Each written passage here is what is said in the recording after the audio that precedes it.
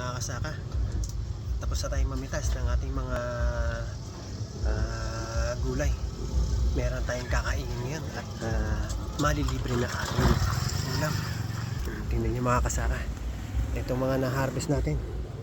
Ayan, napakahaba ng ating mga sitaw, ang ating mga talong, at ang ating mga panigang na sili. Ayan, maganda, mahaba, sariwa.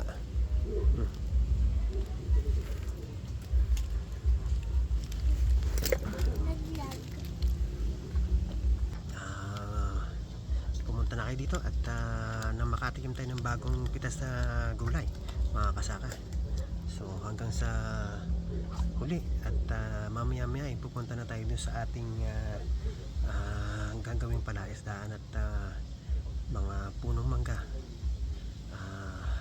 Tayo ay maggagayak ng ating esprehan ng mga mangga, at para kahit papano sa susunod na Marso ay magiging kung papala rin ay magandang ating aanihim sa ating mga mangga, at mai-prepare na rin ang ating gagawing palaisdaan.